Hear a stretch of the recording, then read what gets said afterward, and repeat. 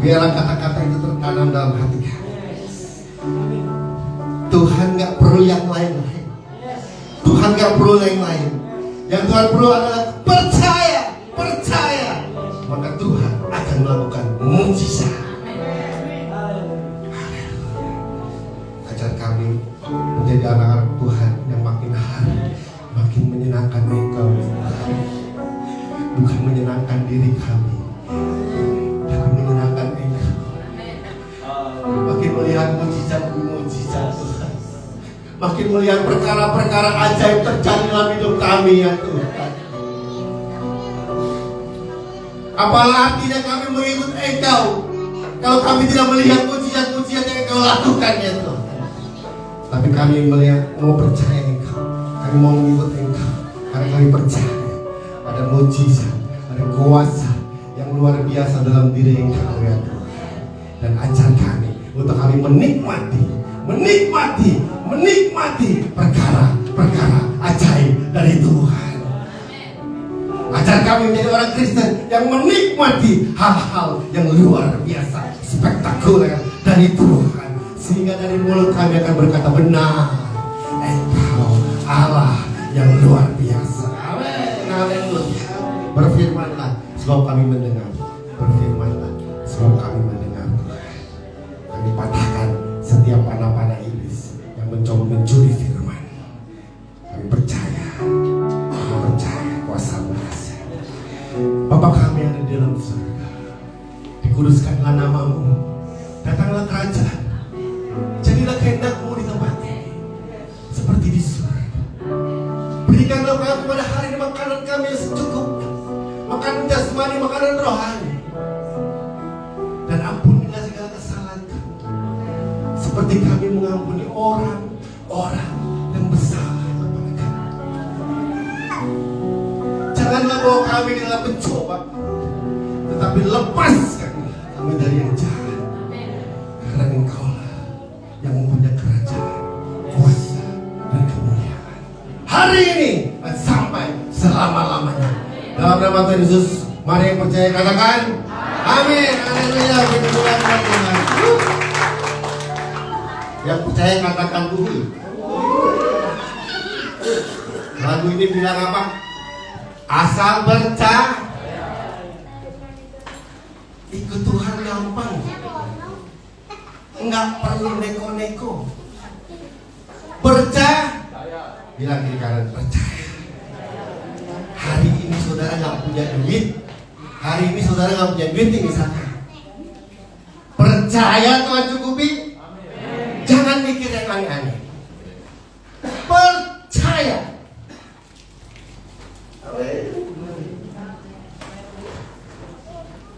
Apalagi hari ini saudara ada penyakit yang belum disembuhkan, jangan mikir yang aneh-aneh. Satu yang saudara pikirkan, percaya Tuhan sanggup menyembuhkan. Simpel, tapi sulit. Tapi kalau saudara mau jalankan, percaya. 2023 resesi, bodo amat. Yang penting percaya ada Tuhan bersama kita. Amin. Ingat murid-murid yang waktu di dalam perahu digoncang-goncang, ada Tuhan nggak di situ? Tergoncang nggak? Waktu ada Tuhan di perahu ada goncangan nggak? Dunia ini bergoncang, oke, kata pengamat. Tapi saudara percaya nggak di dalam Tuhan, di dalam saudara ada Tuhan? Ketika dunia bergoncang, Tuhan bergoncang juga nggak ya saudara? Bergoncang nggak? Seperti kulit-kulit dalam perahu. Ikut bergoncang kan? Yang panik siapa? Murid-murid apa Tuhan? Itulah hebatnya Tuhan kita. Dia nggak pernah panik. Kita yang panik. Padahal tenang aja. Ada tuh mau resesi mau dunia gelap mau ekonomi anjlok, yang paling penting saya ada bersama Tuhan. Amin. Bilang kiri kanan, bersama Tuhan. Yang jadi masalah, saudara bersama Tuhan gak? Itu dia. Pagi bangun ngomel, mau tidur ngomel. Tahu orang yang cirinya tidur bersama Tuhan? Mau tahu cirinya? Bangun pagi bilang ini, terima kasih, aku masih diberi kesempatan. Dijahatin orang, orangnya apa? Terima kasih Tuhan. Kenapa? Karena ada bersama Tuhan. Kalau dia ngomelin kita, dia ngomelin juga Tuhan, betul? Kenapa kita jadi sewa? Mau tidur? Terima kasih. Itu orang yang tidur bersama Tuhan.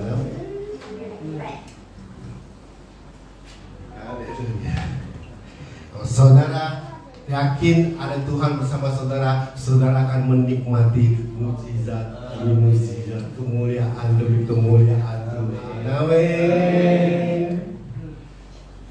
Coba yakin, lihat muka sebelah-sebelahnya. Muka-muka ada Tuhan ya, teman. Kalau muka-muka ada Tuhan selalu berseri ya. Tapi kalau mukanya nggak ada, kalau muka ada Tuhan cemberut nggak? Ketahuan. Orang yang mukanya, orang yang ada Tuhan apa enggak kelihatan dari mukanya. Lebih serem dari setan. Amin. Di sini nggak ada. Di sini mukanya berseri semua. Saya tahu, saya yakin semua disertai Tuhan. Amin. Haleluya. Kita mau belajar sekarang. Saudara tahu, saudara Tuhan menciptakan saudara buat apa? Saudara tahu nggak? Kenapa sih kita ada di dunia? Yang pertama itu, saudara diciptakan Tuhan supaya manusia-manusia ini hidup menyenangkan hati Tuhan. Amin. Tuhan menciptakan kita ini dengan tujuan waktu hidup di dunia, manusia-manusia kita ini menyenangkan Tuhan, menyembah Tuhan, menyanyi Tuhan, betul? Nah yang kedua, apa tujuan Tuhan menciptakan kita? Saudara mau tahu? Untuk mewujudkan mimpinya Tuhan atas dunia ini. Bilang mewujudkan mimpi Tuhan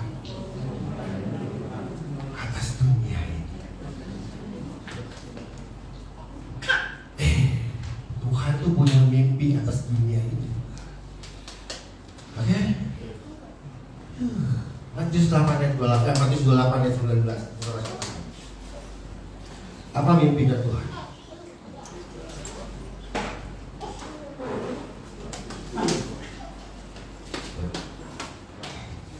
Matius 28 ayat 19. Udah ketemu? Ya udah ditayangin.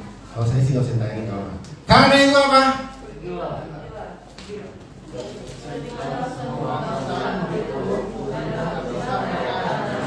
Ayat 20. Ayat 20.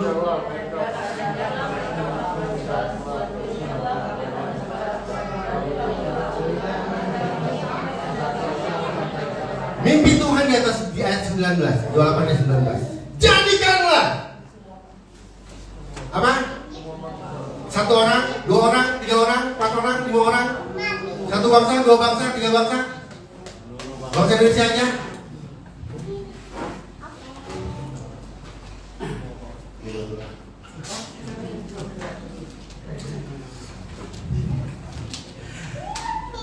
Tujuan Tuhan menciptakan kita di dunia ini menjadikan supaya mewujudkan mimpinya Tuhan atas dunia ini. Mimpinya Tuhan apa? Menjadikan semua bangsa murid. Itu mimpinya Tuhan. Bukan lagi. Yohanes 6 ayat 39 sampai 40. Yohanes 6. Buka kitabnya. Biar gak ditipu orang. Iblis jago Alkitab loh saudara. Entah iblis ngomong, boleh dimakan buahnya. Siapa bilang mati? Nggak mati. Karena Hawa nggak baca Alkitab, ya juga kan ya. Tulisannya terang. Saudara hapus, besok beli ada lagi sebenarnya sama. Ya. Udah ketemu Yohanes 6 39. Yang sudah ketemu bilang ahai. Dan inilah kehendak apa? Yang telah mengutus aku, yaitu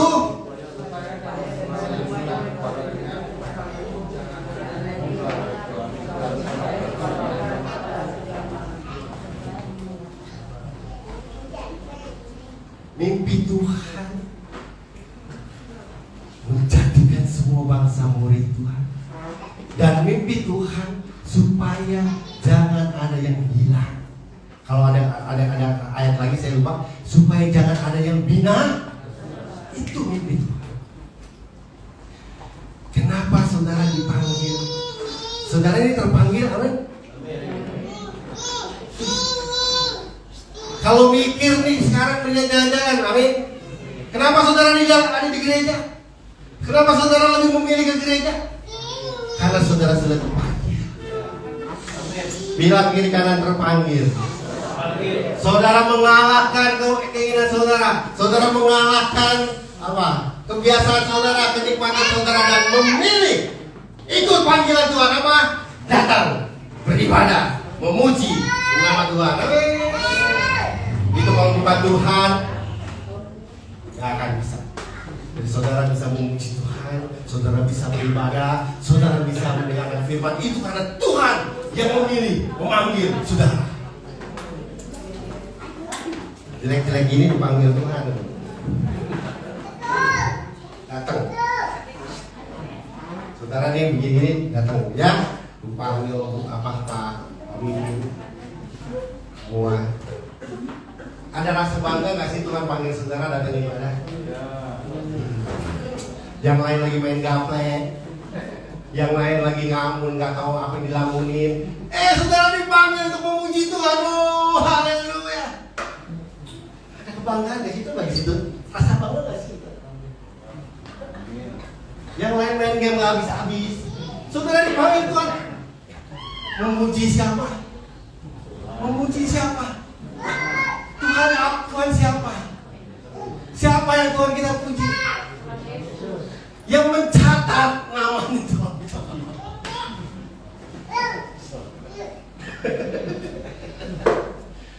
Hebat Tuhan yang memanggil kita, hebat kan? Makanya waktu memuji kesempatan ekspresi. Dia manggil kita untuk memuji dia. Sementara yang lain main gaple, sementara yang lain ngelamun, sementara yang lain mikirin hidup nggak tahu juntrungan, kita dipanggil untuk bisa memuji Tuhan. Main musik,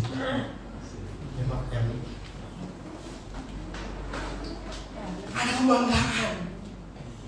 Yang manggil kita, yang nyuruh kita main musik, yang nyuruh kita memuji Tuhan itu Tuhan yang mencatat nama-nama orang dalam kitab kehidupan.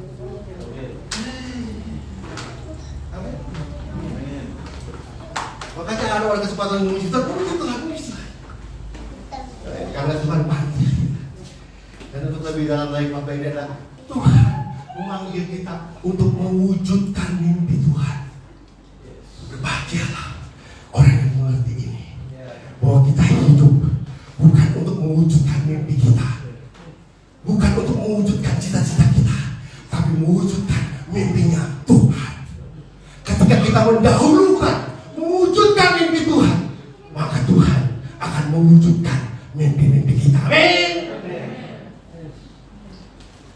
Banyak orang lebih mendahulukan mewujudkan mimpinya.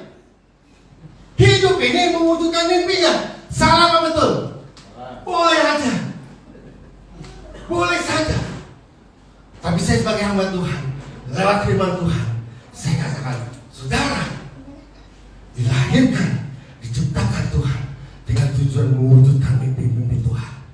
Dan ketika saudara nangkep ini, saudara sadar ini, ketika saudara hidup saudara sebetulnya untuk mewujudkan mimpi Tuhan. Dan saudara mengambil keputusan, memilih untuk merelakan mimpi saudara, merelakan mimpi kita, lalu mengambil langkah untuk mewujudkan mimpinya tuh.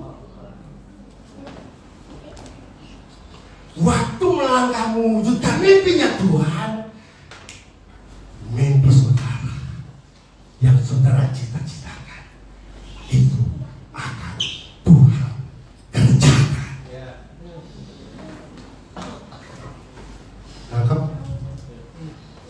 Mantap. Saya tahu semua punya mimpi. Saya punya mimpi. Mimpi untuk masa depan maksudnya. Jason punya mimpi kan? Untuk hidup kan? Mau jadi apa kan? Pasti punya kok. Saya mau punya rumah besar. Boleh gak? Saya mau punya mobil 20. Boleh gak? Pajaknya mahal. Jangan dah. Punya mobil mewah. Jangan saudara, pajaknya mahal. Ini saya mau ganti yang kecil aja, pajaknya mahal. Makin hari mahal. Bukan belum. Jadi setiap orang memang punya mimpi, ya kan? Tetapi ketika mimpi saudara-saudara alihkan dulu. Jangan nggak mengejar mimpi kita, tetapi mengejar mimpinya Tuhan, membantu Tuhan mewujudkan mimpinya Tuhan, maka mimpi-mimpi kita Tuhan akan wujudkan.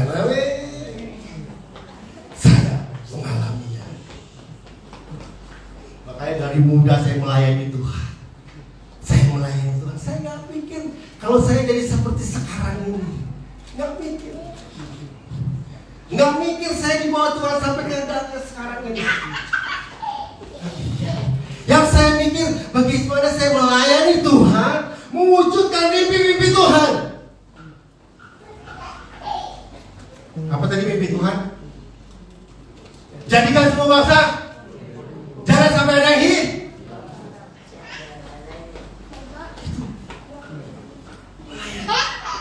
Dan ekspresi melayani itu di mana? Yang paling jelas itu di mana? Di gereja. Saudara ngajar sekolah minggu. Kenapa saudara ngajar sekolah minggu? Supaya saudara lihat nih anak-anak. Supaya lihat anak-anak jadi Tuhan. Waktu saudara lihat anak-anak, aku akan mewujudkan mimpi Tuhan atas anak-anak ini. Supaya anak-anak ini tidak binasa. Jangan berpikir anak yang pasti. Bilang nggak bisa diceritain, nggak ngerti-ngerti. Jangan. Setiap anak ada punya mimpinya Tuhan. Tuhan mau anak-anak itu tumbuh dewasa dan tidak binasa. Dan itu di tangan saudara yang dipilih Tuhan untuk melayani Tuhan. Jadi kalau saudara melayani Tuhan, dipilih oleh gereja melayani Tuhan, itu bukan satu kebetulan, tapi disitulah saudara diberikan tanggung jawab untuk membantu Tuhan, untuk ikut serta dengan Tuhan, mewujudkan mimpi-mimpi Tuhan. Ngerti maksud saya? Kenapa harus melayani Tuhan? Karena ada mimpinya Tuhan. Bukan mimpi kita, mimpi Tuhan. Jadi waktu kita melayani itu mewujudkan mimpi Tuhan. Itulah kenapa saya gitu semangat melayani gitu ya. Yang paling setahu saya dari main drum waktu kecil, dari kecil main drum. Nanti saya ceritain kalau ya. Tapi yang menemuin nggak ada hal. Kalau saudara, coba diklik kan diklik. Ada sekarang kebahagiaan sejati. Kebahagiaan sejati saudara tahu? Kalau menurut orang dunia kebahagiaan sejati itu punya segala sesuatu, betul? Punya apa? Tadi rumah mewah, mobil ciamik,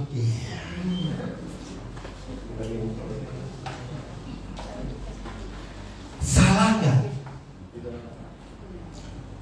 Nggak salah. Tapi saudara, apa yang membuat itu menjadi tidak kebahagiaan? Itu kebahagiaan sementara. Ketika kita memperoleh itu semua, ketika kita sudah memiliki itu semua, itu akan ditinggal saudara di dalam dunia. Itu yang tidak membuat saudara bahagia. Bukan itu yang merupakan bukan merupakan kebahagiaan sejati. Karena bisa ditinggal. Amin. Tapi saya nggak mau menutup saudara gini. Udah kalau gitu saya nggak punya rumah. Jangan. Nanti kalau saudara mewujudkan mimpinya Tuhan, Tuhan bisa nggak mewujudkan mimpi saudara? Punya rumah, punya mobil, bisa nggak? Bisa. Jangan tahan. Maksudnya yang paling penting sasaran utama bukan mengejar mimpi kita, tapi mimpinya tuh Tuhan. Kebahagiaan sejati bukan memiliki apa yang ada di dunia ini, karena itu tidak bisa dibawa ke dalam surga. Kebahagiaan sejati adalah hal yang kita bisa bawa ke dalam surga. Kebahagiaan sejati adalah hal-hal yang bisa kita bawa ketika kita pulang ke rumah Bapa, kan? Dan itu adalah salah satunya adalah apa?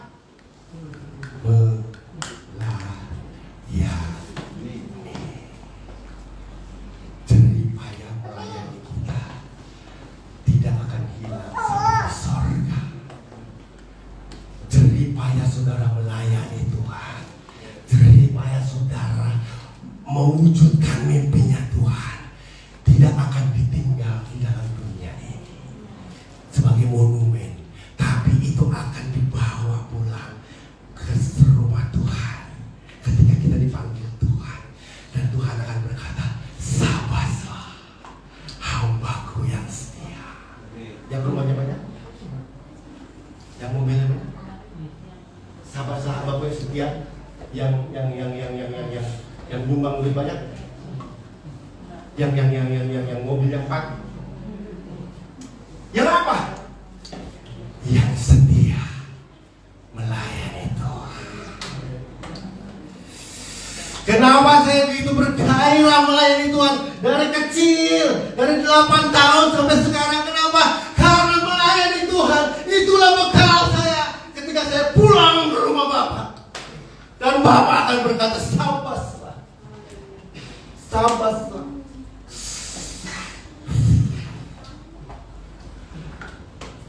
Tapi ketika saya konsentrasi melayani Tuhan, dari kecil saya melayani Tuhan, saya mewujudkan mimpi Tuhan. Apakah hidup saya menderita?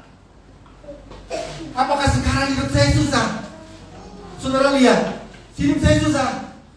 Justru Tuhan mewujudkan mimpi-mimpi saya.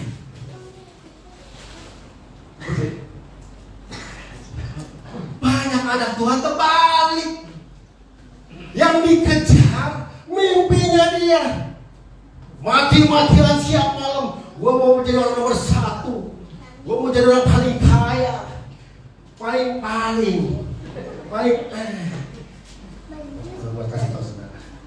Ketika saudara sibuk mengejar mimpi saudara, yang saudara dapatkan adalah kesia-siaan. Pengkhotbah bilang kesia-siaan. Tetapi ketika saudara giat mengejar mimpinya Tuhan, mewujudkan mimpinya Tuhan, ada dalam pelayanan Tuhan. Kenapa melayani Tuhan? Karena mau mewujudkan mimpi Tuhan, supaya orang-orang menjadi murid Tuhan, supaya orang-orang tidak binasa. Itu yang saudara kerjakan. Ketika saudara melayani Tuhan dengan semangat itu, mewujudkan mimpinya Tuhan, maka Tuhan akan mewujudkan mimpi saudara. Dan itu pasti, dan saya saksi hidup. Saudara lihat kehidupan saya. Kalau saya bawa dari kecil melayani Tuhan. Tapi saudara yang sekarang belum melayani, mau melayani, tidak ada kata terlambat, amin. Kapan terlambatnya? Kapan terlambatnya? Waktu masuk 2 kali 1 terlambat. Waktu saudara masuk 2 kali 1, Tuhan saya melayani. Terus saudara dibagi ketua melayani, kabur semua saudara. Waktu papa kabur semua kan. Melayani dulu. Mumpung masih punya napas. Amin. Coba kita buka.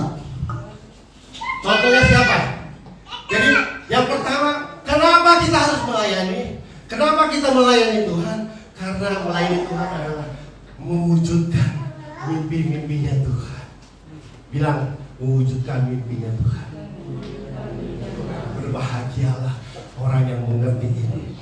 Mengertinya bilang, saya hidup, saya dilahirkan, saya jadi orang, saya jadi manusia, diciptakan Tuhan sebetulnya untuk mewujudkan mimpinya Tuhan. Apa? Dan tadi bangsa murid tidak jelas. Contohnya siapa? Contohnya siapa? Yusuf. Kita buka Kejadian 37 ayat 5 sampai 11. Yusuf. Mimpinya Tuhan apa sih Gunung? Coba contohnya Yusuf contohnya. Kita buka. Diklik yang berapa tuh? Coba diklik terus. Terus lagi. Up. Yusuf. Kejadian 3. Kejadian 37. Ayo kita buka. Ini Pak Gun ngomong mimpi apa sih artinya mimpi? Nah, kita jelas dulu ya. Jadi saudara tahu Tuhan punya mimpi atas bangsa ini. Tuhan punya mimpi atas dunia. Tuhan punya mimpi. Ya. Dan mimpi itu tertera. Jadi semua bangsa murid, jangan ada yang binasa. Itu mimpi Tuhan. Jadi saudara dipilih Tuhan ini untuk ikut, yuk wujudkan mimpiku supaya semua bangsa ini tidak binasa. Dan berbahagia orang menangkap ini. Asik, mewujudkan mimpi Tuhan. Asik. Terus ada yang bilang, ntar mimpi gue gimana? Gue kan mau jadi konglomerat deh. Jangan pikir. Ikut Tuhan dulu mewujudkan mimpinya. Kiat mewujudkan mimpi Tuhan. Mimpi saudara. Nih ya. Yusuf 37 ayat 5 sampai 11. Sudah ketemu? Ketemu bilang gigi. Pada satu kali apa? Bermimpilah Yusuf. Lalu mimpinya itu diceritakan kepada saudara-saudaranya. Sebab itulah mereka lebih benci lagi kepadanya. Nah saudara baca di rumah ya. Sampai 11. Pokoknya mimpi dia. Yusuf punya mimpinya. Kalau saya cerita gini, Yusuf punya mimpi waktu itu gandum-gandumnya dihormati sama gandum-gandum kakak-kakaknya gitu ya kan. Jadi istilahnya gini, semua yang Yusuf punya itu dihormati gitu. Jadi Yusuf dapat mimpi, dia satu kali akan menjadi orang besar, betul? Dalam mimpinya itu kan, di mimpinya itu. Saudara punya mimpi jadi orang besar kan? Bukan bongkak-bongkak, penyakitan. Besar itu maksudnya, siapa tahu di sini ada yang bisa jadi menteri kan kita nggak tahu. Camat tuh. Tapi semua orang pasti mimpinya mau jadi orang besar. Nggak ada yang mau jadi saya mau kere aja deh. Saya mau bisa ada. Sejelek-jelek orang jelek pasti mimpinya bagus. Cita-citanya bagus, betul? Jadi apa? Dokter. Walaupun hitung 2 tambah 2 10. Dokter aja dulu yang penting. Cita-cita boleh bagus. Yusuf punya mimpi dihormati. Wah, kan jadi besar. Betul. Nah, harusnya perjalanan Yusuf untuk menjadi mimpi besar mulus dong. Di sekolah ini tempat yang bagus, betul. Disekolahin bapaknya, dibiayain bapaknya. Yusuf, Pak, aku mimpi loh. Misalkan kayak Brian, Papa aku mimpi loh, aku jadi ini loh. Wah langsung panas bilang, oke, sekolah ini, betul. Tapi apa yang terjadi pada Yusuf? Ketika dia ceritakan mimpinya bahwa akan menjadi besar, malah dibawa Tuhan kemana? Jadi jauh apa enggak sih? Kalau mau jadi besar kan mesti sekolahnya yang keren, pendidikannya yang keren. Yusuf sekolahnya di mana? Jadi dijual saudara-saudara jadi budak. Yusuf mimpinya pupus ya. Nih jadi nih, mau jadi dokter, tapi ternyata papa mamanya nggak bisa biayain. Akhirnya jadi sekolah yang lain. Pupus nggak mimpinya? Jujur aja, kira-kira pupus? Ya udahlah, ya kan udahlah, gitu kan? Saya mau tanya, Yusuf tidak pernah pupus mimpinya. Dia percaya menjadi orang besar. Buktinya apa? Jadi budak bisa dipercaya orang. Saudara mau tahu? Orang yang bisa jadi besar bukan cuma karena pendidikannya, tapi karena bisa dipercaya orang. Bilang dipercaya. Waktu Yusuf punya mimpi jadi besar, ternyata sekolahnya bukan tinggi malah jadi budak. Tetapi waktu jadi budak, dia tetap mewujudkan. Maksudnya dia tetap berpegang. Pada prinsipnya apa? Dia lakukan semua dengan taat kepada firman Tuhan. Betul?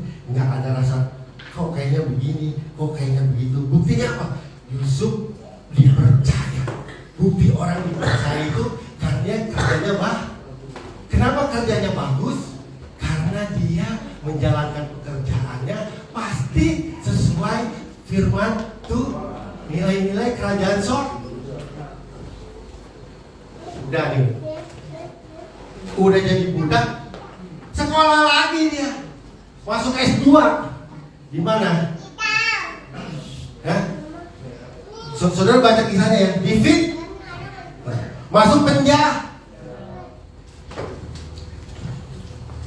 Sekali lagi Yusuf tetap menjalankan kehidupannya menurut prinsip-prinsip firman Tuhan. Prinsip-prinsip firman Tuhan. Buktinya apa?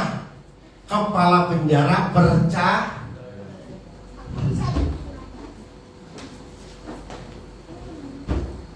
Kalau dilihat dari kejadian itu, di kisah itu, kenapa Yusuf dipercaya? Karena dia diapain? Disertai oleh Roh Tuhan. Ini satu poin buat saudara. Saudara mau dipercaya itu orang lain? Saudara mau dipercaya orang lain? Syaratnya cuma satu, disertai Roh Tuhan. Lagi ya. Jadi mimpinya Yusuf mudahnya nih, mimpinya Yusuf nih. S1-nya jadi budak, S2-nya di penjara. Kalau kata orang bilang udah apa sih namanya? Kalau orang Cina bilang tuh udah bobat, udah beruntung apa namanya itu? Bocuan ya, udah bocuan hidup rumah, udah jadi budak masuk penjara lagi ya kan? Mana mimpi lu? Kalau Yusuf mengejar mimpinya secara ngotot, dia langsung bilang putus asa. Tapi Yusuf menyampingkan dulu mimpinya. Yusuf menyampingkan mimpinya. Waktu Tuhan bawa dia S2 di penjara, dia lakukan apa yang dia mengerjakan segala sesuatu menurut firman Tuhan. Dia taat, betul? Dia kerjakan dengan taat. Waktu dia kerjakan dengan taat, kepala penjara menjadi percaya. Waktu dia menjadi percaya, Yusuf diberi kepercayaan. Akhirnya sampailah di titik akhir, ternyata mimpi Yusuf terwujud. Jadi apa? Sebetulnya di balik peristiwa itu ada mimpi Tuhan untuk bangsa Israel. Yang kita ceritain mimpinya Yusuf sampai jadi raja Firaun. Saudara menganggap kenapa Yusuf dijadikan raja kedua Firaun? Supaya ada mimpi Tuhan yang terwujud. Apa itu? Bangsa Israel tidak kelaparan. Ngerti maksud saya? Agak rumit ya. Ngerti nggak? Sebelum Yusuf dapat mimpi, sebelum Yusuf dikasih mimpi, ada mimpi Tuhan untuk bangsa Israel. Satu kali kelak akan ada kelaparan, tapi Tuhan Tuhan tidak mau bangsa Israel binasa. Nanti saat kelaparan datang, ada orang pilihannya. Ada orang pilihan yang akan menjadi apa? Menjadi tangan Tuhan, wakil Tuhan, untuk mewujudkan mimpi Tuhan, supaya bangsa Israel tidak kelaparan. Amin. Ngerti maksud saya? Dan dipilihlah Yusuf. Dan Yusuf punya mimpi, tapi mimpinya diamburadulkan oleh keadaan. Tapi apakah mimpi Yusuf jadi amburadul? Waktu Yusuf mengerjakan apa yang dialaminya, waktu Yusuf ini, dia kerjakan semua dengan setia, dengan taat. Akhirnya mimpi Yusuf diwujudkan menjadi raja. Dan orang hanya melihat mimpi Yusuf, tetapi ada mimpi Tuhan di balik kejadian. Bangsa Israel tidak boleh kelaparan. Tuhan mencari orang yang mau dipakainya. Tuhan mencari orang yang mau dipakainya untuk menyiapkan diri menjadi orang yang mewujudkan mimpi Tuhan. Dan ketika mewujudkan mimpi Tuhan, maka mimpi-mimpinya akan diwujudkan oleh Tuhan. Tuhan sedang mencari orang untuk mewujudkan mimpi Tuhan atas kota ini. Tuhan sedang mencari orang untuk mewujudkan mimpinya atas generasi muda. Tuhan lagi mencari orang untuk mewujudkan mimpinya untuk Indonesia, untuk bangsa-bangsa. Tuhan lagi cari. Dan berbahagialah kalau Anda yang dipilih. Dan camkan ini, ketika saudara dipilih Tuhan, tetap setia, taat. Nanti pada akhirnya mimpi Tuhan akan terwujud atas kota ini. Ketika mimpi Tuhan terwujud atas bangsa ini, mimpi saudara pribadi akan terwujud. Mengerti? Contoh yang kedua, Joshua dan Kaleb. Apa mimpi Tuhan atas bangsa Israel? Mimpi Tuhan waktu keluar dari Mesir atas bangsa Israel, mimpinya apa? Masuk ke dalam Kanaan. Betul? Menjadi bangsa yang besar, memimpin dari budak menjadi bangsa yang memimpin di Kanaan. Itu mimpinya siapa?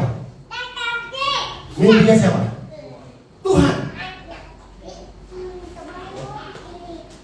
Kenapa saya ambil Joshua dan Kaleb? Karena Joshua dan Kaleb yang masih mau, yang masih taat, yang masih berjuang untuk tidak ikut-ikutan bangsa teman-temannya yang lari, yang ngaco, yang tidak taat. Tapi Joshua dan Kaleb, dia tetap taat, dia tetap setia sama Tuhan, tetap setia sama Tuhan. Walaupun orang-orang meninggalkan, dia tetap setia. Dan akhirnya, siapa yang memimpin bangsa Israel masuk Kanaan? Joshua dan Kaleb. Kenapa Tuhan pilih Joshua dan Kaleb? Karena dia selama hidupnya dia berjuang mewujudkan mimpi Tuhan. Kalau dia mewujudkan mimpinya, dia udah lari sama bangsa Israel yang lain. Dari 3 juta orang yang keluar dari Mesir, 3 juta orang. Coba kita buka Bilangan 26. Apa Bilangan 13? Saya harap saudara jadi orang-orang yang setia mewujudkan mimpinya Tuhan. Amin. Walaupun hidup saudara belangsak, hidup saudara mungkin diombang-ambing percobaan, tetaplah setia sama Tuhan mewujudkan mimpi Tuhan. Amin. Ini orang-orang yang ditinggalkan teman-temannya. Yusuf ditinggalin teman-temannya loh. Apa enaknya Yusuf? Nanti pada saya tadi Yusuf ya. Bilangan 13 ayat 25 dulu. Bilangan 13 ayat 25. Oh, Bilangan 26 ayat 64. Bilangan 26 ayat 64.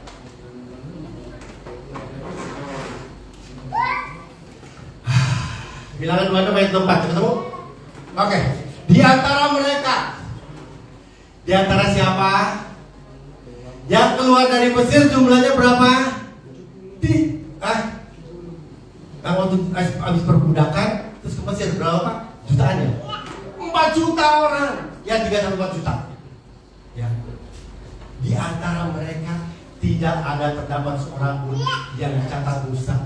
Dan iman Harun ketika keduanya mencatat sebagai orang Israel di padang gurun Sinai. Ayat selanjutnya, ayat 65. Sebab Tuhan berfirman, sebab Tuhan telah berfirman tentang mereka, pastilah mereka apa? Mati di padang gurun. Dari mereka itu tidak ada apa? Tidak ada seorang pun yang hidup. Yang masih hidup tinggal hidup selain Kaleb, Yefun, dan Yosua bin. Dari 4 juta orang yang keluar dari Mesir. Keluar dari Mesir supaya mimpi Tuhan apa tadi? Wujud mimpi Tuhan apa? Supaya bangsa Israel dari Mesir masuk ke tanah Kanaan. Di tanah Kanaan jadi apa? Ini karena sekolah nih. Jadi penguasa. Dari budak jadi penguasa. Dari kacung jadi bos. Gitu kan? Cita-cita Tuhan. Nggak ada loh cita-cita Tuhan buat anak-anaknya jadi kacung, nggak ada. Amin. Alkitab katakan jadi kepala. Tetapi masalahnya banyak orang yang mengejar jadi kepalanya. Kejar dulu mimpinya Tuhan, amin. Maka saudara akan diangkat jadi kepala. Ngerti maksud saya? Bagaimana kejar mimpi Tuhan?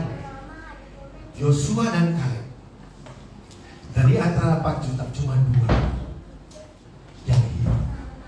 Yang lainnya, generasi ini generasi ya, generasinya Yosua Kaleb itu udah pada mati semua. Tinggal anak cucunya aja.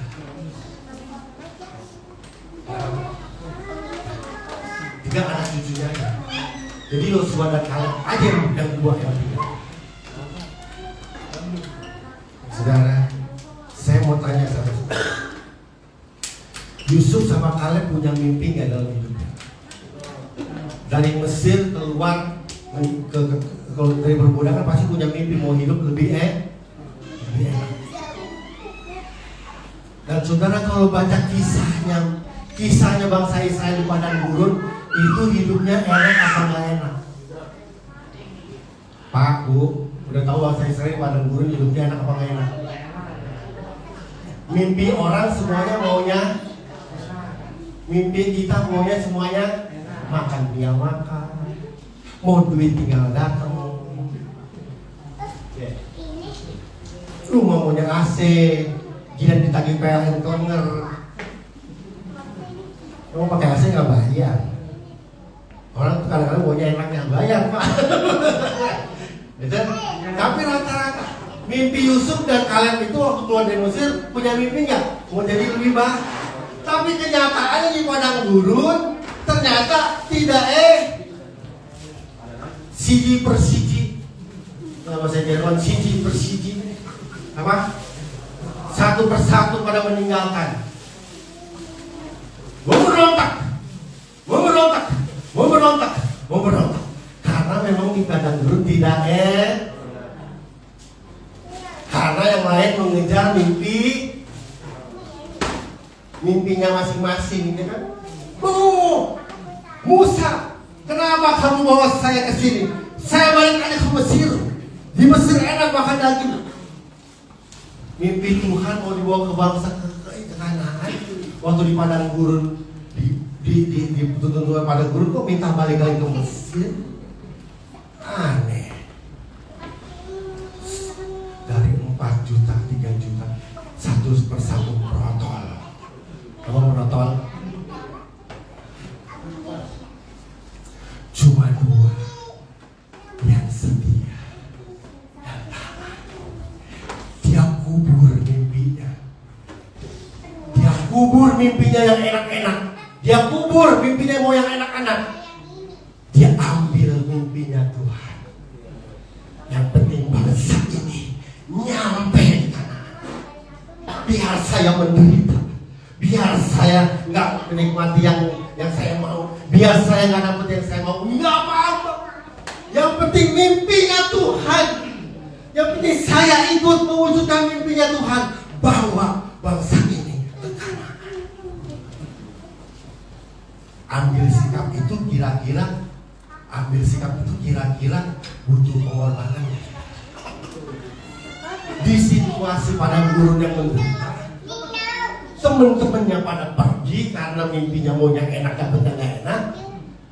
Sementara dia mengambil posisi menutup mimpinya dan mengambil mimpinya Tuhan dengan taat dan setia. Walaupun situasi gak enak, tidak enak, dia tetap setia mewujudkan mimpi Tuhan. Setia mewujudkan mimpi Tuhan. Amin. Akhirnya sampailah mimpi Tuhan terwujud. Bangsa Israel masuk ke tanah Kanaan. Karena ada siapa? 2 orang yang rela menguburkan mimpinya dan mengambil untuk mensukseskan mimpinya Tuhan. Apakah Yusuf Kaleb diangkat jadi budak? Dipermalukan Tuhan? Diangkat Tuhan jadi pemimpin. Tapi apakah itu tujuannya Kaleb? Dia sudah kubur mimpinya yang indah-indah di padang gurun. Dia bilang mendengarkan, saya nggak mau apa yang lain. Yang lain maunya enak, yang lain maunya mimpinya maunya enak terus. Biar saya mau ikut Tuhan. Kemana Tuhan pergi, saya mau ikut. Dikasih enak, haleluya. Dikasih gak enak, puji Tuhan. Pokoknya saya taat. Kalau nggak ada Yosua dan Kaleb, orang-orang yang taat akan menunggu lagi waktu mewujudkan mimpi Tuhan. Ngerti nangkep maksud saya? Agak berat ya? Ngerti kan? Yusuf dan Kaleb, gereja ini butuh orang-orang yang mau mengorbankan mimpi-mimpi baiknya, mimpi-mimpi indahnya, dan mengambil mimpi Tuhan atas gereja ini. Mengambil mimpi Tuhan atas gereja Terima Kasih. Tuhan punya mimpi gak atas gereja Terima Kasih? Ya. Tapi satu-satu akan beronton. Orang-orang yang mengutamakan mimpinya akan hilang. Dan hanya yang terpilih orang-orang yang meletakkan mimpinya dan mengambil mimpinya Tuhan untuk dia kerjakan. Jadi dia nggak ngerjain lagi mimpinya, dia kerjakan mimpinya Tuhan atas dia menceng ini. Ada yang bilang, lu sosok rajin lu, ngapain rajin-rajin di Terima Kasih? Capek tahu, ntar bagaimana kerjaan lu terbengkalai, bagaimana cita-cita lu? Ada yang ngomong begitu? Banyak. Tapi jadilah Yosua dan Kaleb tidak lagi mementingkan mimpinya dia. Jadi orang kaya, orang hebat, orang segala macam. Dikubur di padang gurun. Tapi dia mengambil mimpinya Tuhan. Ikut mewujudkan mimpinya Tuhan. Walaupun dihajar kelaparan, dihajar nggak ada makanan, puji Tuhan, dihajar itu tetap ikut Tuhan. Terus melayani Tuhan, terus amin. Sampai akhirnya tiba mimpi Tuhan terwujud. Dan Alkitab berkata, cuma 2. Dari 4 juta cuma 2. Tuhan tunggu gereja menceng ini. Berapa yang masih bertahan sampai mimpi Tuhan atas gereja menceng terwujud. Dan saya harap Anda orang-orangnya yang mau ambil komitmen berkata, biar saya akan kesampingkan mimpi saya untuk mengejar target, untuk mengejar cita-cita saya. Saya kesampingkan dulu. Yang penting saya ambil mimpinya Tuhan atas gereja menceng. Saya akan berkorban, saya akan taat, saya akan tunduk, saya akan jalankan walaupun menyakitkan hati. Tetap karena apa? Mau mewujudkan mimpinya Tuhan atas gereja ini. Walaupun ada orang dulu tinggalin aja, saya akan tetap bertahan sampai mimpi Tuhan terwujud atas gereja. Terima kasih. Ayo bilang, saya akan tetap di sini sampai mimpi Tuhan atas gereja kami kasih terwujud. Saudara, orang-orangnya. Tapi ada nggak yang akan tinggal satu-satu? Ada nggak? Sesudah kalian dan teman-temannya satu kali. Ya si Abdul, ya si Joni, ya si... Tapi semuanya mati di padang gurun. Tapi dia berdua tetap berjalan sampai ke kanan dan berjalan ke kanan. Kenapa mereka berdua bisa ke kanan? Karena dia taat dan setia menjalankan perintah Tuhan, atau taat dan setia untuk ikut serta mewujudkan mimpi Tuhan. Amin. Ntar udah kayak terima kasih nih. Udah saudara setia sama Tuhan mewujudkan mimpi Tuhan di terima kasih. Bisa nggak Tuhan ajak saudara untuk mewujudkan mimpi Tuhan atas bangsa-bangsa? Sangat bisa. Tapi yang kecil dulu, terima kasih dulu. Baru nanti saudara akan dibawa mewujudkan mimpi Tuhan atas kota, atas generasi. Ya. Ini baru poin 1 ya, panjang amat ini ya. Satu lagi terakhir ya, poin 1. Jadi kenapa saudara melayani Tuhan? Kenapa melayani Tuhan? Untuk mewujudkan mimpinya siapa? Saudara hidup. Kayak tadi ya. Tuhan tidak perlu taat. Tuhan tidak perlu orang yang hebat. Tuhan hanya perlu orang yang taat sampai mimpi Tuhan atas GSJ terima kasih terwujud. Haleluya. Jangan tinggalkan terima kasih sampai mimpi Tuhan atas terima kasih terwujud. Kalau Yusuf meninggalkan, nggak mungkin bangsa Israel kasih makan pasti kelaparan. Tapi Yusuf, kalau Yosua dan kalian nggak tahan setia, nggak mungkin bangsa Israel sampai ke Kanaan. Ada satu tokoh lagi, namanya Maria. Ini terakhir ya, masih kuat. Kenapa Maria? Saudara, Maria memupuskan cita-citanya. Kalau jadi wanita, cita-citanya apa? Saudara, biasanya jadi perempuan akan dapat suami yang baik, terus ada keluarga yang manis, anak-anak yang manis, betul? Tapi ketika Maria berdoa malam-malam, datanglah begini. Maria udah nikah belum? Maria udah nikah belum? Maria udah nikah belum? Belum, masih perawan. Lagi doa-doa bilang begini malaikat, Maria, engkau akan mengandung. Bukannya udah punya laki, mengandung mah haleluya. Iya. Gimana kalau mengandung? Kan suami kan gak ada lupa. Maksudnya begini loh. Setiap wanita punya mimpi, punya suami, punya keluarga, punya anak-anak yang cantik. Kalian lilah, konon namanya. Tiba-tiba malaikat datang kepada Nancy misalkan. Nancy dari mana? Nancy kan belum suami kan? Nancy, besok kamu akan mengandung. Kaget saudara. Kira-kira mimpinya Nancy kabur semua kan? Jadi wanita baik-baik. Karena kalau udah wanita tiba-tiba belum menikah tiba-tiba hamil, kira-kira firasat apa yang ada? Habis nih gue jadi perempuan. Apalagi yang mengkultuskan keperawanan ya kan. Malah kalau di Israel, kalau orang mengandung tanpa suami bakalan ditimpukin batu. Tapi firman itu datang sama Maria. Maria yang punya mimpi masa depan hidupnya udah khayal-khayal nih, punya suami ganteng ini, pupus karena mengandung, tapi belum nikah. Siapa yang perintah mengandung? Tuhan. Saudara mau tahu? Ada mimpi Tuhan yang ingin diwujudkan melalui perempuan yang namanya Maria.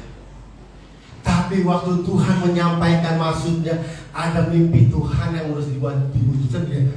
Maria terpilih untuk mewujudkan mimpinya Tuhan.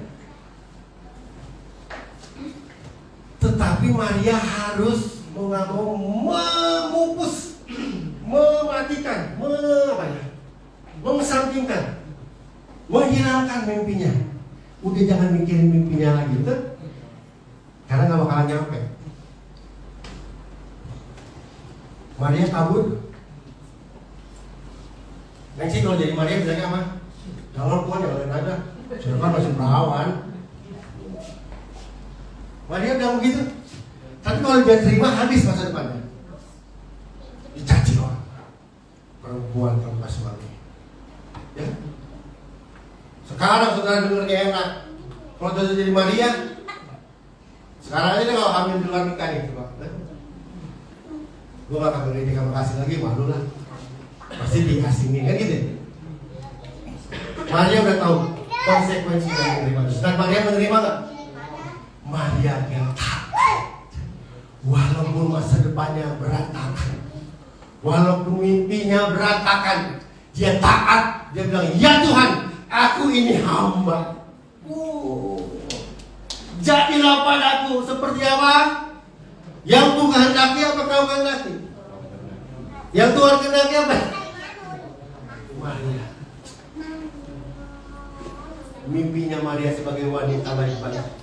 Ketika malaikat datang mengandung tanpa nikah, seharusnya Maria bisa bilang, jangan saya Tuhan, malu ntar. Saya kan punya cita-cita. Maria bilang, biarkan cita-cita saya jadi wanita.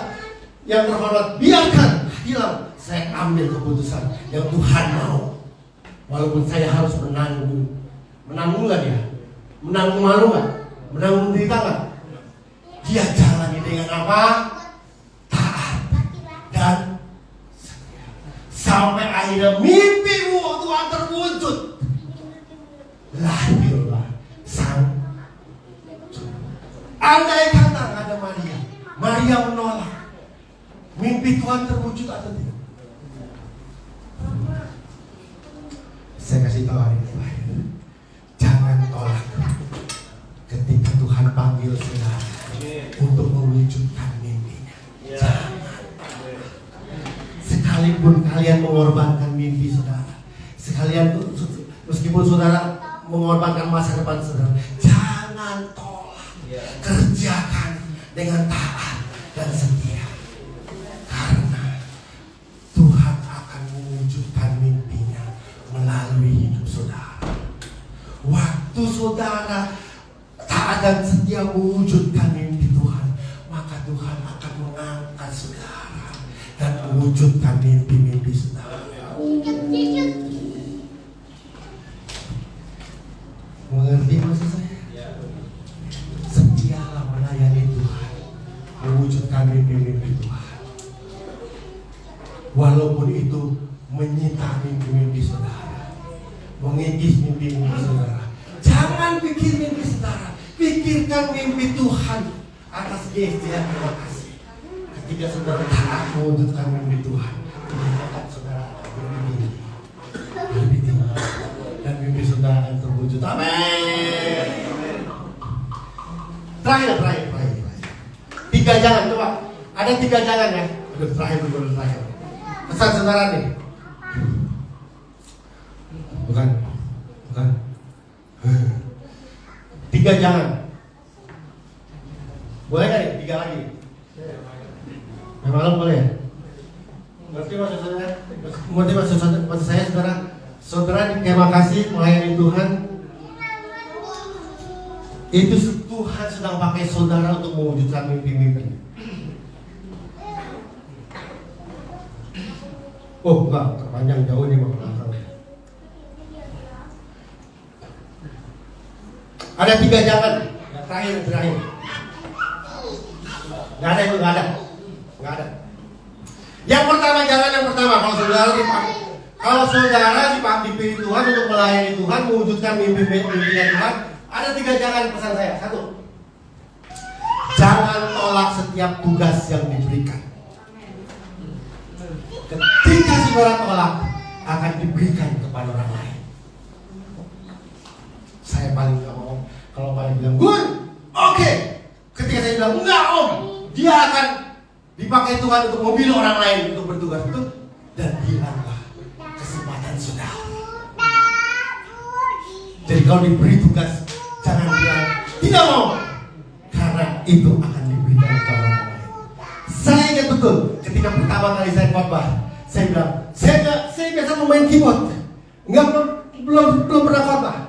Tapi Mami Rohani saya bilang, Gun, malam khotbah. Enggak dong Mam, saya belum belajar khotbah. Tapi yang saya jawab apa? Ya, saya maju aja ke mimbar. Dalam hati nih, kok gue bisa khotbah ya? Lancar ya. Ngerti maksud saya? Dari situ sampai sekarang saya khotbah terus. Coba hari itu saya tolak, nggak mau. Mungkin hari ini saya nggak khotbah. Ngerti maksud saya? Jangan tolak tugas yang diberikan, karena itu akan diberikan kepada orang lain. Yang kedua, jangan apa? Jangan berkata, jangan tolak tadi ya. Jangan berkata tidak mau. Tadi kan tolak, nggak bisa. Jangan berkata tidak mau, karena tidak ada lagi kesempatan dua kali. Kesempatan datang sekarang. Ini dalam melayani ya. Well, misalkan siapa nih? Oke, well.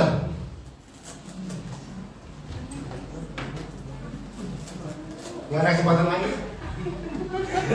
Tahu kapan lagi, suruh lagi. Makanya kalau sudah disuruh well, oke. Minggu depan, bulan depan, tahun depan pasti well terus. Percaya saya. Tapi sudah bilang nggak mau, nggak tahu udah kapan lagi. Itu jangan yang kedua ya. Jangan yang ketiga. Jangan tinggalkan pelayanan. Karena akan diberikan kepada orang lain. Dan saudara tahu, orang yang meninggalkan pelayanan entah kapan dapat kesempatan pelayanan. Amin. 3 jangan ya.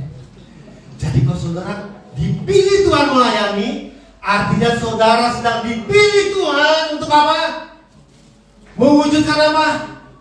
Mimpinya Tuhan atas gereja ini. Dan teruslah setia, taat, lakukan seperti Yosua dan Kaleb, seperti Yusuf, seperti Maria, sampai mimpi Tuhan atas GSJ yang makasih terwujud. Sekalipun yang lain mati di padang gurun, Anda tetap bertahan menanti mimpi Tuhan terwujud. Haleluya. Mari kita dudukkan kepala. Haleluya. Saya mau tanya sama saudara, siapa yang mau dipakai Tuhan untuk mewujudkan mimpi Tuhan atas gereja ini, atas bangsa ini, atas generasi ini? Boleh saudara angkat tangan. Mumpung saudara masih punya napas, mumpung saudara masih diberi kesempatan. Tuhan pilih saudara bukan untuk tugas gereja. Ketika gembala menyuruh saudara melayani, bukan tugas gereja, saudara. Tapi ada mimpi Tuhan.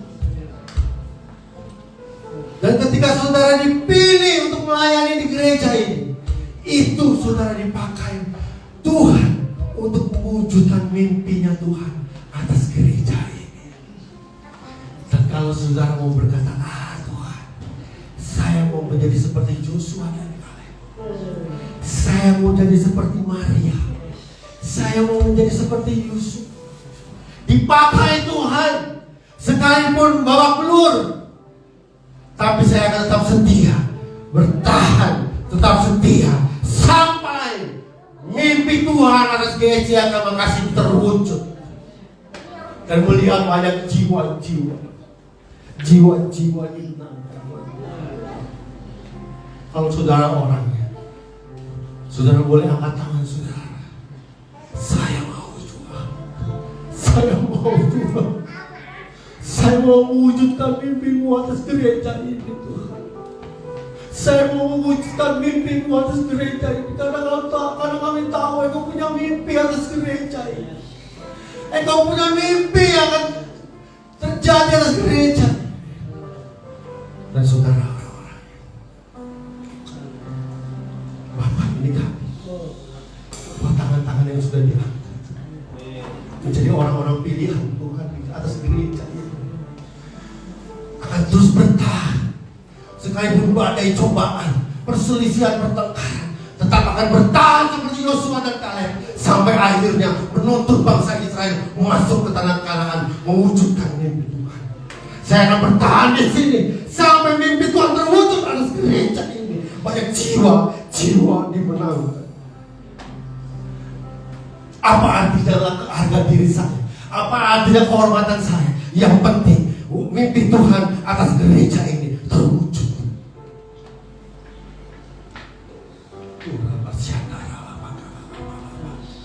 mulai bilang sama Tuhan, yang angkat tangan bilang, Tuhan, saya akan mewujudkan mimpi Tuhan atas gereja ini. Saya akan mewujudkan. Saya akan ada bersama Engkau mewujudkan mimpi-Mu Tuhan. Saya akan mengutamakan mewujudkan mimpi-Mu Tuhan. Haleluya. Mari semua berdiri katakan.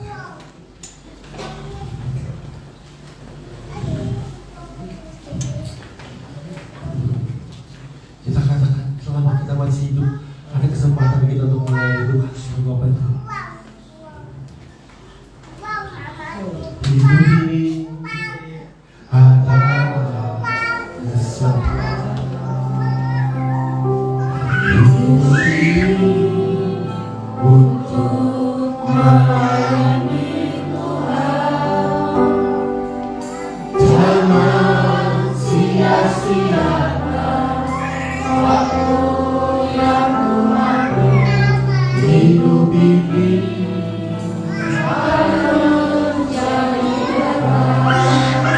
oh Tuhan, oh Tuhan, apakah hidupku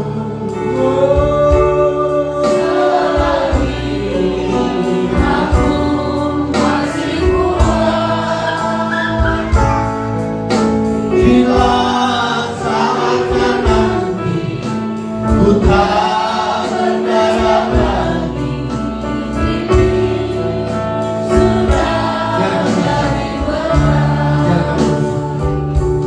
Saudara yang tahu riwayat hidup saya, saudara mengerti kenapa saya giat melayani Tuhan.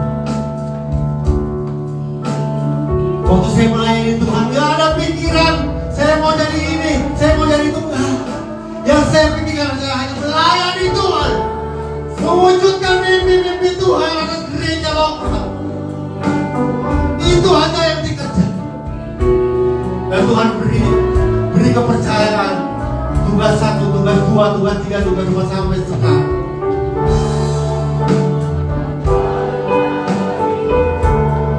Saudara, kalau Tuhan pilih engkau untuk melayani dalam gereja lokal, kalau Tuhan pilih engkau untuk melayani, itu bukan kebetulan. Seperti Tuhan memilih Maria, seperti Tuhan memilih Yosua dan Kaleb, begitu juga Tuhan memilih saudara di tempat ini. Karena ada mimpi Tuhan yang akan Tuhan wujudkan atas gereja ini. Dan saudara perlu, dan Tuhan perlu saudara, dan Tuhan perlu saudara untuk membantu Tuhan mewujudkan mimpi-mimpinya. Berbahagialah saudara yang dipilih Tuhan, yang dipilih Tuhan. Jangan tinggalkan pelayanan, jangan tolak pelayanan, dan jangan berkata tidak mau. Karena itu akan diberikan kepada orang lain. Oh Tuhan, oh Tuhan, pakailah hidupku, saya serahkan kepada hamba-Nya. Selagi aku masih kuat, bila saatnya nanti Tuhan berdaya lagi.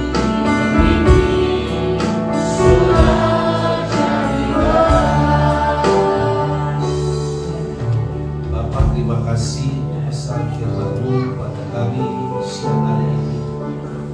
Sebagaimana Kau menaruh tema tahun ini, bahwa kami dipanggil dan diberikan tanggung jawab oleh Tuhan. Terima kasih Tuhan, karena pesan-Mu begitu kuat bagi kami, bahwa kesetiaan dan ketaatan kami, hormat kami kepada tugas panggilan yang Kau percayakan, pastinya tidak pernah membuat kami menjadi rugi dan gagal. Tetapi justru sebaliknya, kami akan melihat bagaimana Tuhan menuntun kami dari kemuliaan kepada kemuliaan. Termasuk saat kami masuk dalam situasi-situasi yang sulit, yang rumit, yang tidak kami pahami. Tetapi kami mau mempercayai bahwa Engkau ada di sana, sedang menuntun kami untuk pada akhirnya menggenapi rencana-Mu dalam kehidupan kami. Terima kasih untuk pesan firman-Mu, terus pakai hamba-Mu Bapak Pendeta Gunawan Permana, Tuhan terus tolong dalam keluarganya, anak-anaknya, dan juga seluruh usahanya. Tuhan berkati. Terima kasih Bapak, kami percaya lewat kehidupan hamba-Mu menjadi kesaksian, contoh dan teladan bagi setiap kami, dan nama-Mu dipermuliakan. Dalam nama Tuhan Yesus kami berdoa, kami mengucap syukur. Haleluya. Amin. Ya, silakan duduk Bapak Ibu Saudara sekalian. Terima kasih Pak Gunawan memberkati dan pakai terus dengan dahsyat luar biasa. Kiranya kita semua boleh belajar dari keteladanan, ya, dari kesaksian hidup hamba-hamba Tuhan yang ada. Karena dari situlah